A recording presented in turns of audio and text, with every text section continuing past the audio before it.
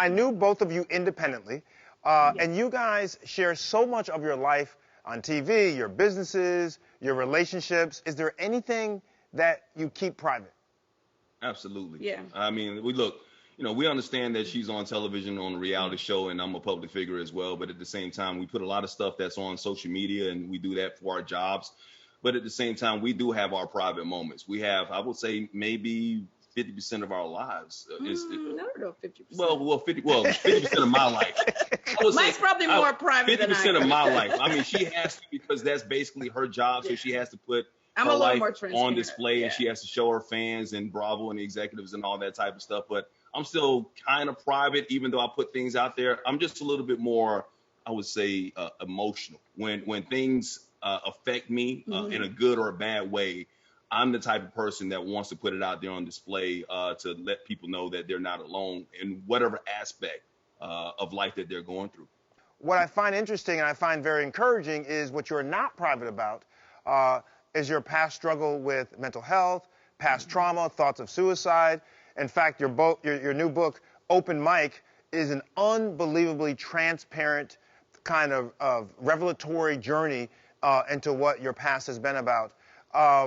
You actually said if you didn't write it, you felt like you might die. What do you mean by that? I felt like I had so much inside of me that I probably would have died from a stroke, a heart attack, or whatnot. I didn't realize that I was in so much pain when I was writing this book. I was happy 3 years ago when I first started writing this book because I was telling myself I was happy because outwardly it seemed that way. I was telling my friends that I was the happiest I've ever been. I had a great job, still have a great job now.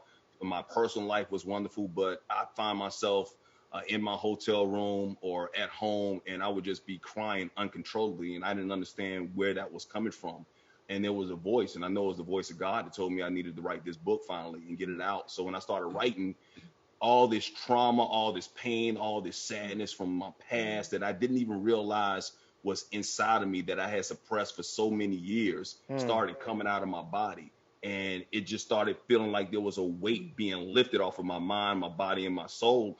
And talking about my, the mental abuse that I went through as a child, seeing my mom beaten from domestic violence, finding out that my stepfather was a hitman, murder for hire, seeing my best friend getting killed in a drive-by shooting, the things that I went through in my marriages and how I was raised as a child, not having a proper male role model, whatnot. All these things kind of led me to become the person I was in life. I was a boy thinking I was a man when I should have been a man growing up. But it wasn't until I actually wrote this book that I was able to get all that stuff out of me. That became my therapy to step into my manhood. Why do you think it's important to write this book and to get other men to be open and transparent about things they may suffer from? There are things that we go through in life as men that we need to talk about, that we need to express, that other men need to understand that they're going through the same things you're going through or whatnot. So I felt like it was important for me to put that out there so that other people can go out there and get the help that they need a lot sooner than I did. And if it wasn't for this book, I know we wouldn't be together right now. No, for sure.